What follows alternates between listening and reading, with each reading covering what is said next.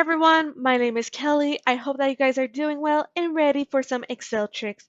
The main purpose of my videos is to help you guys increase your efficiency and productivity when it comes to using Excel.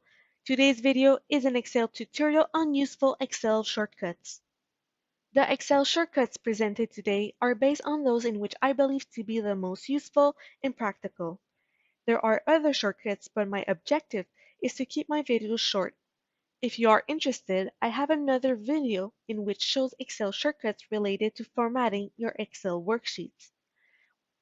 We will begin by looking at Excel shortcuts in which are practical. There are many people who tend to either copy, paste, or cut data by using the drop-down menu.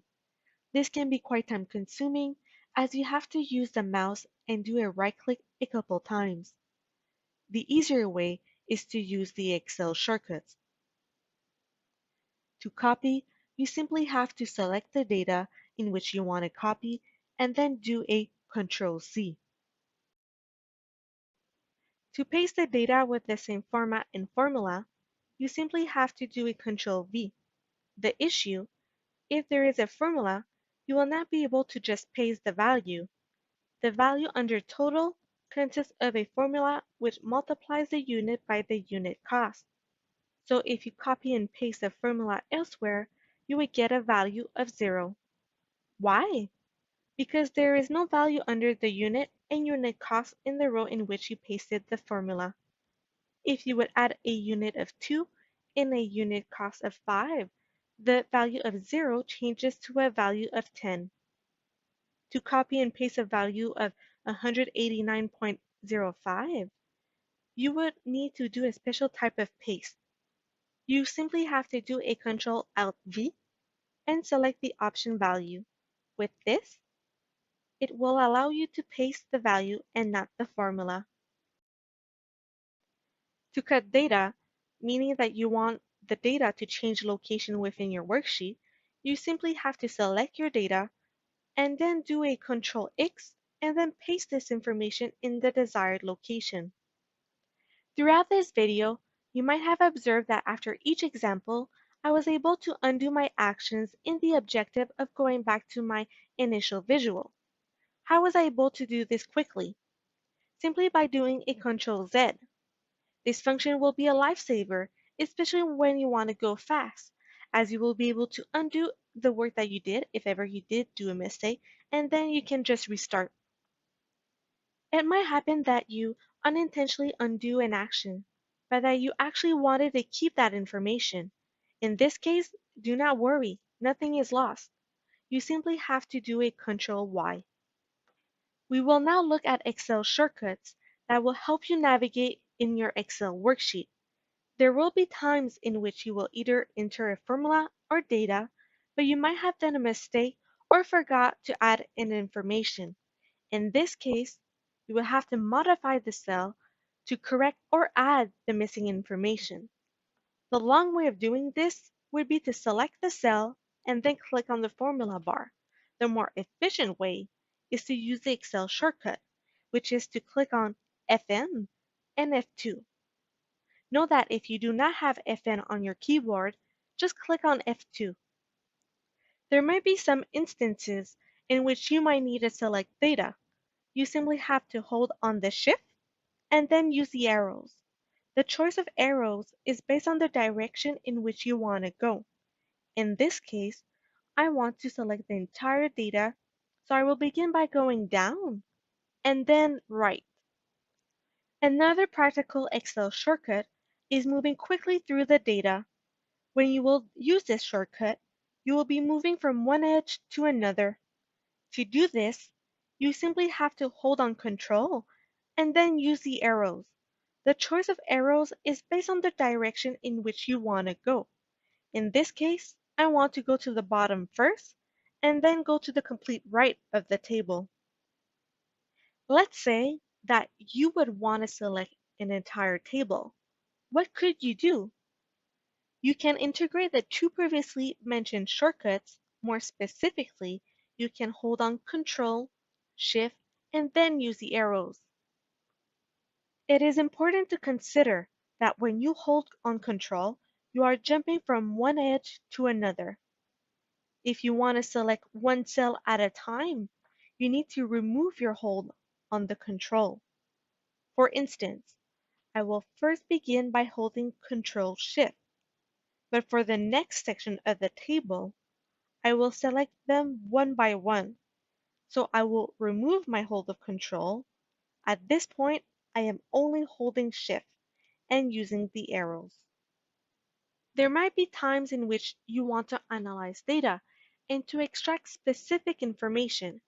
You could try to identify the data visually, but there is a high probability that you will not be able to identify all of them.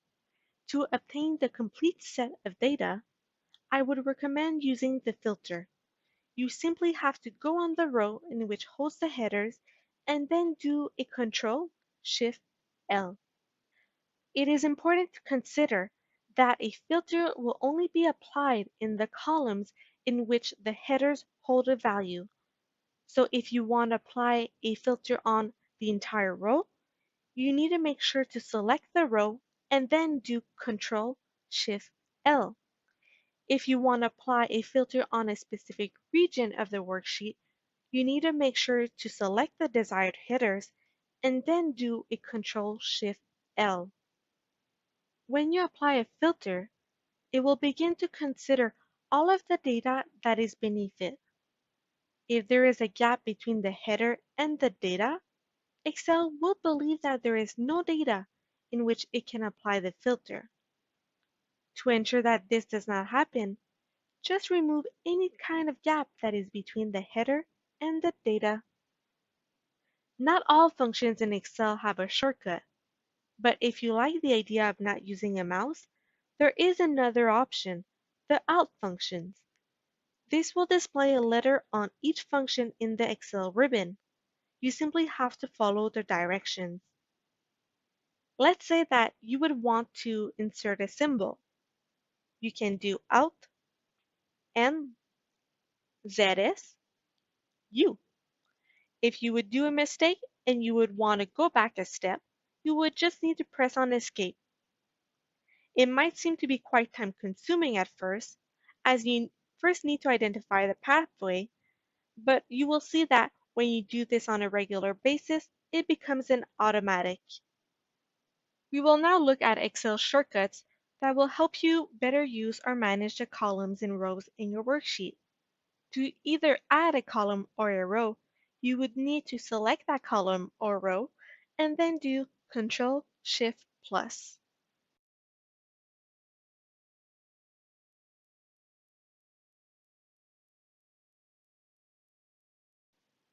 If you would want to delete a column or a row, you would need to select that column or row and then do Control minus.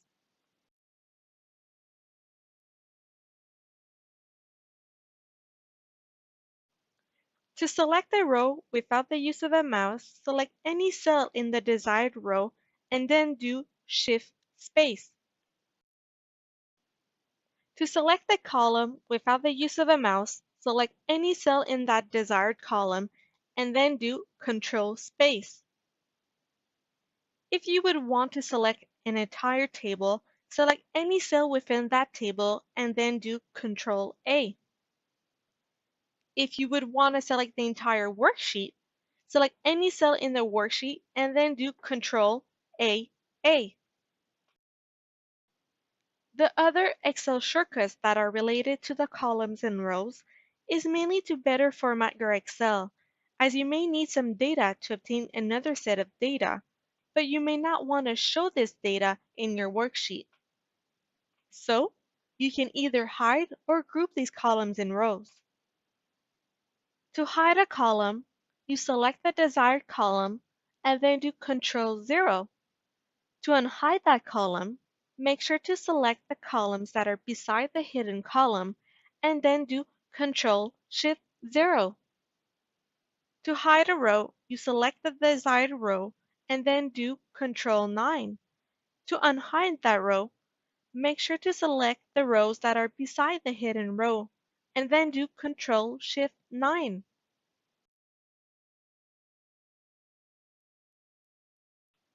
Now, We will look on how to group and ungroup multiple rows and columns. For the purpose of this example, I will only demonstrate how to group and ungroup multiple columns. If ever you would need to group or ungroup multiple rows, it would be the same concept. So to group multiple columns, you would have to select them and then do Control Alt right arrow.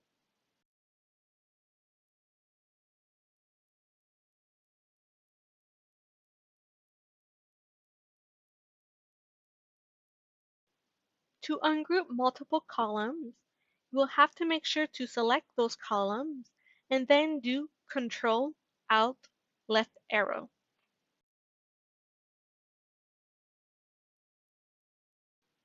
To conclude, using these Excel shortcuts on a regular basis will help you increase your efficiency when you are using Excel. I hope that this video was helpful. I have made other videos that explain different Excel functions and shortcuts. I do encourage you to view them, especially if you want to learn more about Excel.